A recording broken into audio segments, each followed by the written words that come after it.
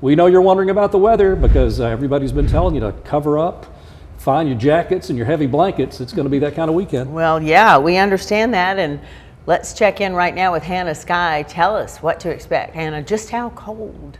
Oh, I'm trying to find more words to describe, cold weather. I'm thinking frigid, bitter, cold, but it's going to be feeling very, very chilly over the next coming days, guys, especially heading into tonight. We already talked about the 4 Ps, but I'm going to mention it again. For us people, we need to be spending less time outside. If you have to be outside during the night tonight, when those wind chills are going to be the coolest, make sure you are ready and prepped for that cold temperature, because especially maybe in those higher elevations, the National Weather Service is saying that for areas, mountainous regions, those wind chills are going to be so strong it's going to make the temperatures feel between 0 to 5 degrees. Now, that's not for the majority of us here in the Chattanooga metro area, but some areas, those isolated areas, that is possible. Now, especially if you have pets that are outside, maybe some outdoor animals, make sure they have a location that they can go inside and warm up, maybe a dog house or something, or just bring them inside, because it is going to be very chilly tonight. Make sure, if you're going to be in an area where it's going to be sub-freezing, maybe the drip faucet, maybe open sink cabinets, turn off the sprinklers and hoses so your pipes don't freeze and you don't end up with that flooding.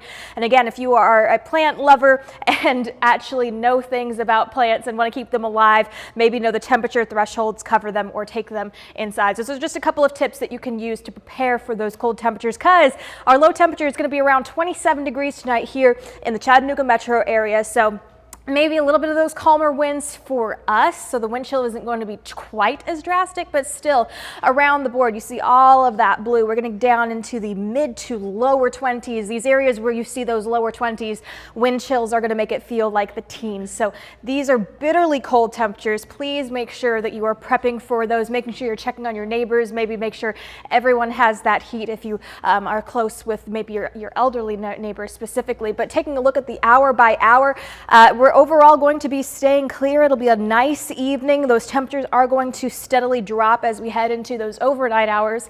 Heading into tomorrow, a little bit warmer. We're expecting a high of around 46 degrees, but still going to be very, very chilly, and with those light winds making it feel even cooler. So definitely bring out those winter jackets. But other than that, we are staying dry. This is moving through. This is up through Saturday. Starting to see some of those clouds. Look at that. There's some passing snow up there in Kentucky. But for us, we're staying dry. This is moving into Sunday again. All of that snow in those upper regions stay outside of our viewing area. The muggy meter, oh look, I can't even see any line. The moisture content is just not there for us. So very, very dry air during these cold conditions. Now, taking a look at that 7-day forecast for you. Again, so heading into tomorrow, looking at a high of around 46 degrees.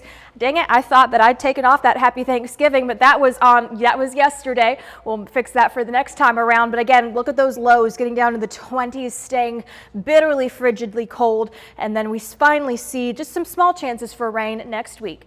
Back to Cindy and David.